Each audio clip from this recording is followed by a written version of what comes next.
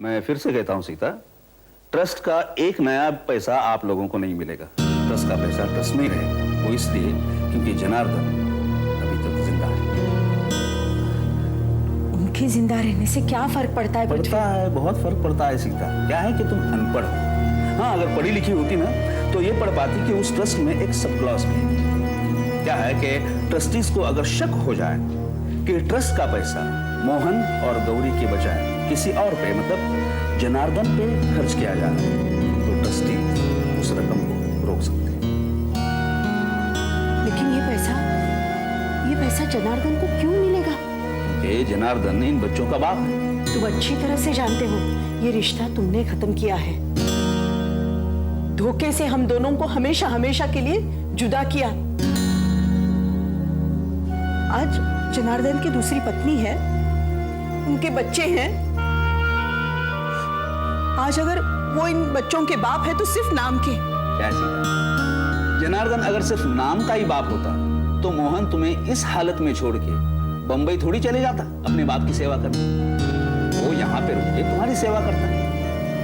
हमें तो ये शक है। तुम होते कौन हो शक करने वाले? गौर से सुनो। इस ट्रस्ट के दो ट्रस्टी थे। एक थे हमारे पिताजी और दूसरे थे वकील नरेश के पिताजी। अब बेचारे दोनों नहीं रहे, तो जाहिर है इस ट्रस्ट के ट्रस्टी ऑटोमेटिकली बन गए नरेश और मैं। अब क्या है, बेचारा जनार्दन तो चलने फिरने के काबिल नहीं रहा। हमें यह शक है कि ट्रस्ट का जो पैसा गौरी और मोहन के लिए खर्च होना चाहिए, वो पैसा जनार्दन के इलाज के लिए खर्च किया जा सकता है। इसलिए हमने ये सोचा है कि ट्रस्ट का एक भी नया पैसा मोहन और गौरी को नहीं मिलना चाहिए। कितने कमीने हो तुम पृथ्वी, कितने जालिम हो तुम। अरे क्या बिगाड़ा है हमने तुम्हारा? क्या दुश्मनी है तुम्हारी हमारे साथ? हाँ पृथ्वी, अरे तुम्हारे पास इतना पैसा है कि तुम्हारी 3 पीढ़ियां बिना काम किए आराम से रह सकती है। फिर क्यों पीछे पड़े हो हमारे? अगर हम पर रहम नहीं खा सकते तो भगवान से डरो पृथ्वी, भगवान से डरो। माँ,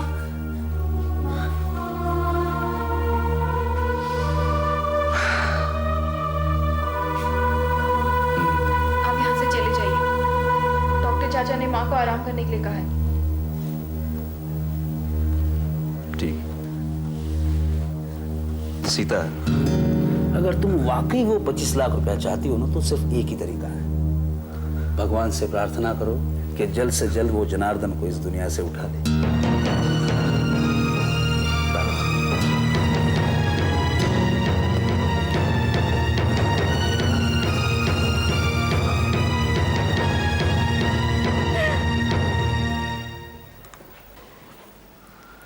good morning sir.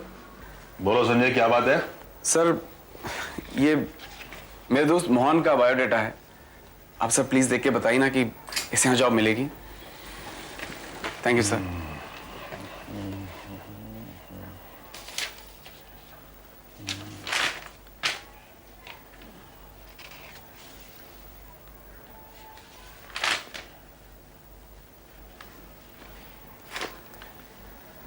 No hope sir.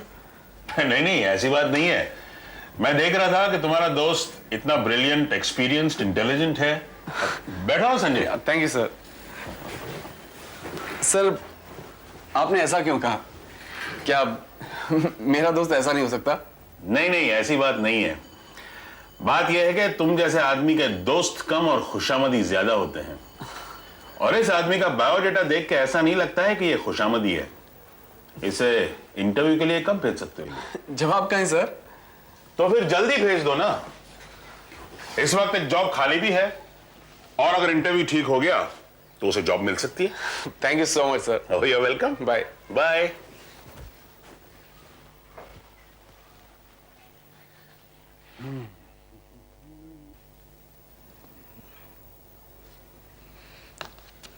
Cardiogram में बहुत फ्लक्चुएशंस हैं, ये ठीक नहीं है। मैंने आपसे आराम करने के लिए कहा था ना, बल्कि बिस्तर से बिल्कुल ना उठने के लिए कहा था, है ना? डॉक्टर चाचा, माँ हमारी बात बिल्कुल नहीं मानती। देखिए, अगर आप इंस्ट्रक्शंस फॉलो नहीं करेंगी तो आपके साथ साथ औरों को भी तकलीफ होगी। मोहन,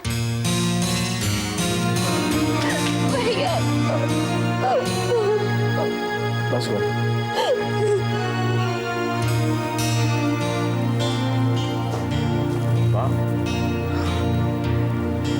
माँ तुम ठीक तो हो ना? मैं सारी रात भगवान से यही प्रार्थना करता रहा कि मेरी माँ को कुछ ना हो, वो ठीक हो। अब तो आ गया है ना, अब मैं ठीक हो जाऊंगी। हाँ? देखो बेटा मोहन, माँ को आराम करो, उससे ज्यादा बातें मत करो। एक मिनट तुम मेरे साथ।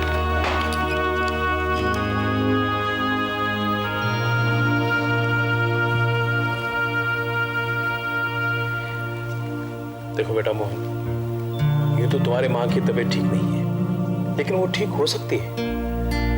एक तो इन्हें आराम की सख्त जरूरत है, दूसरा ये जो ब्लॉकेज है वो ऑपरेशन के जरिए ठीक किया जा सकता है। तुम एक काम करो, शाम को क्लिनिक पे आ जाओ, तो वहाँ इस ऑपरेशन के बारे में डिटेल में डिस्कस कर लेते हैं। मीनवाइल मैं डॉक्टर भार्गव से भी इस बारे में सलाह मशवरा कर लेता हूँ। जी ठीक है। अच्छा,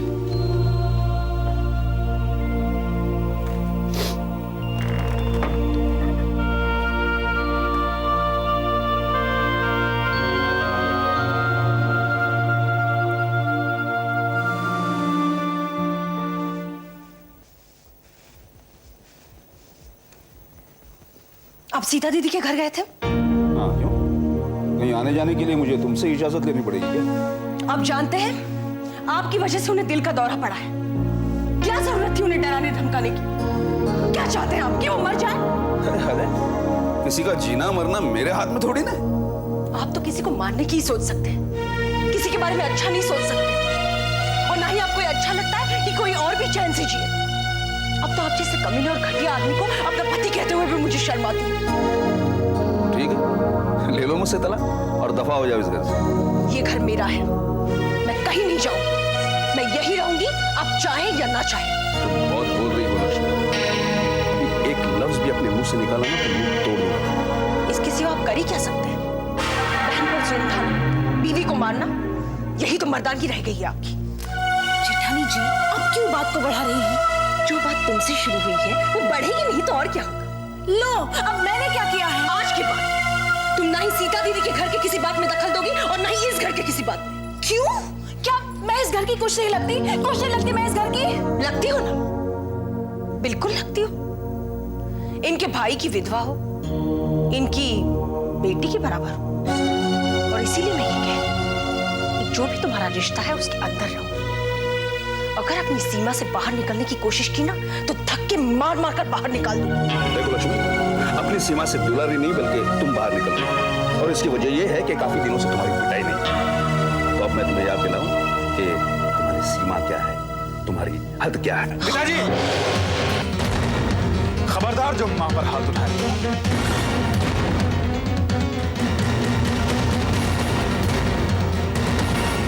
क्या कहा तुमने? 25 लाख रुपए? हाँ भैया, हमारे नाना जी और दादाजी ने हमारे लिए पैसे छोड़े थे। 25 लाख? इतने तो मैं 2 जन्म में भी नहीं कमा पाऊंगा। लेकिन गौरी, माँ ने ये बात हमें पहले क्यों नहीं बताई? ताकि हम मेहनत करना ना छोड़ दे। हाँ, ये शायद हो सकता था। अभी 25 लाख रुपए हमें मिले नहीं, और मैं तुमसे कहने वाला था कि गौरी कल से पापड़ बनाना बंद। पैसे मिलने में एक अड़चन पैदा हो सकती है भैया। कैसी अड़चन? पृथ्वी मामा, वो यहाँ आए थे। क्यों? वो माँ को धमकाकर गए कि हमें ट्रस्ट का एक भी पैसा नहीं मिलेगा। इसी वजह से तो माँ को दिल का दौरा पड़ा। वो ये भी कह रहे थे कि अगर कभी ट्रस्टीज को ये शक हो जाए कि पैसा गौरी और मोहन के बजाय हमारे पिताजी को मिलेगा तो वो पैसा रोक भी सकते हैं। और ये ट्रस्टीज कौन है? पहले तो अपने दादाजी और नाना जी थे, लेकिन अब पृथ्वी मामा और नरेश वकील हैं।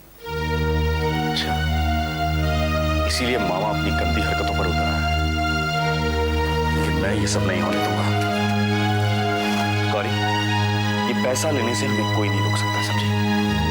अरे मोहन भैया आप कहाँ जा रहे हैं?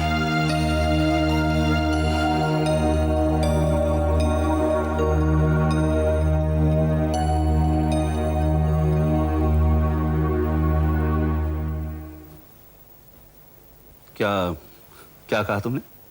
वही जो आपने सुना। आज के बाद आप मां पर हाथ नहीं उठाएंगे।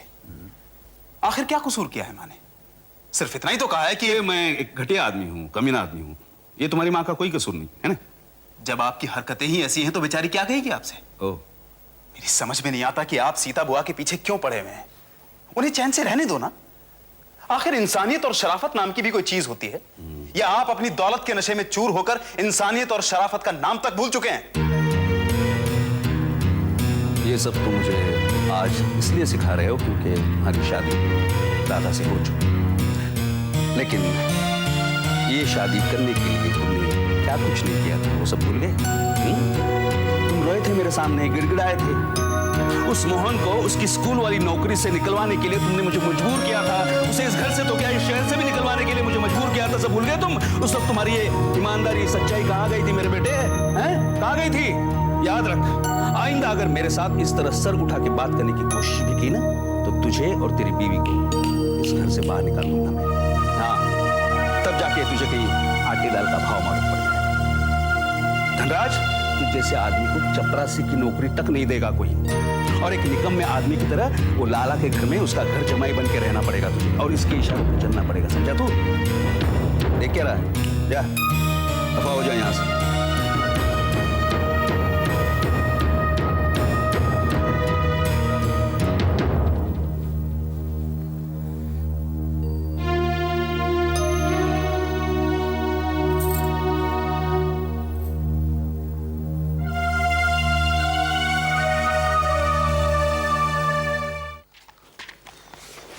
सूरज, मुझे 300 रुपये दो। भैया 300 रुपये तो नहीं है, 50 रुपये है।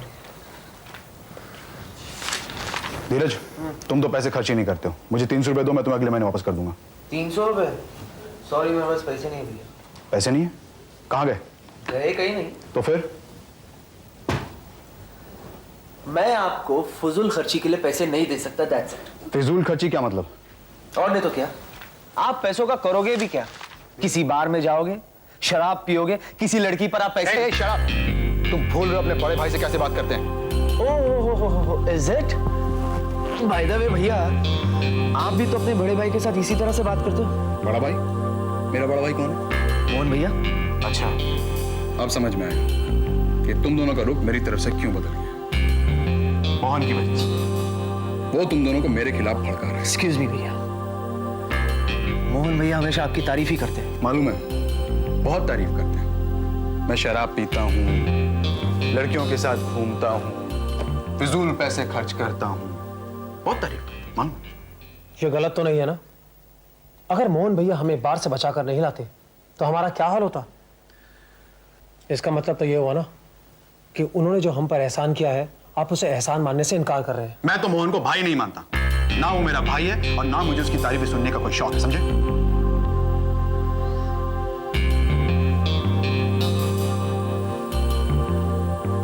धीरज, चलो मुझे 300 रुपये। वो मैंने जमा करने के लिए मम्मी को दी थी भैया, मेरे पास नहीं है।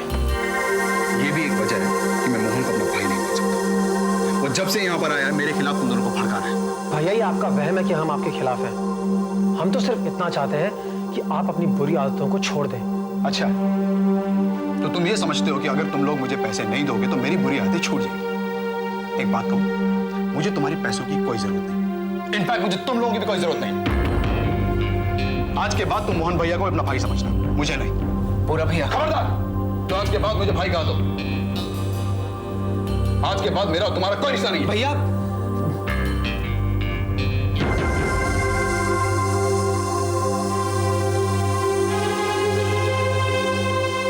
क्या है दुलारी, जब भी कोई मियाँ अपनी बीवी के बहकावे में आके अपने बाप से इस तरह बर्ताव करता है ना, तो उसका नतीजा यही।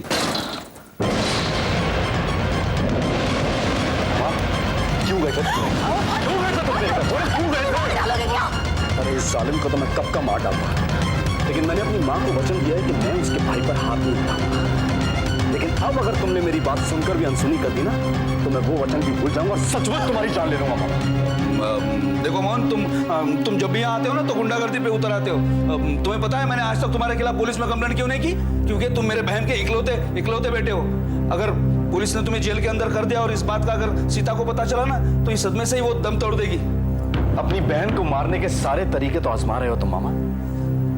माँ को जो हार्ट अटैक हुआ है ना, वो तुम्हारी वजह से हुआ, तुम्हारी धमकियों की वजह से। अब भूल कर भी मेरे घर आने की कोशिश मत करना, वरना तुम्हारे लिए अच्छा नहीं होगा। और एक बात और, तुमने जो घर से निकालने का नोटिस भेजा था और जो ट्रस्ट का पैसा हड़पने की तुम स्कीम बना रहे हो, वो सब भूल जाओ। क्योंकि मैं अब एक वकील बन चुका हूं, बड़े से बड़े वकील से टकरा सकता हूं तुम्हारे। मैं सुप्रीम कोर्ट तक जाऊंगा, लेकिन तुम्हें ट्रस्ट का एक पैसा नहीं लेने दूंगा। ठीक है, तुम हमसे रिश्ता तोड़ना चाहते हो ना? ठीक है, टूट गया तो टूट गया। लेकिन मेरी तरफ से रिश्ता नहीं टूटा मामा। हमारा दुश्मनी का रिश्ता है और वो इतनी आसानी से नहीं टूटता है। जब तक मैं नहीं चाहूंगा ये रिश्ता खत्म नहीं होगा। और अब तुम अपने खत्म होने का इंतजार करो।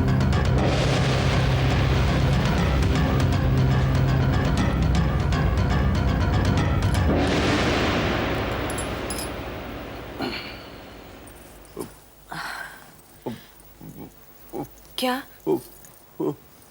क्या कह रहे? पूरब, सूरज और धीरज में झगड़ा हो गया? तो क्या कह रहे?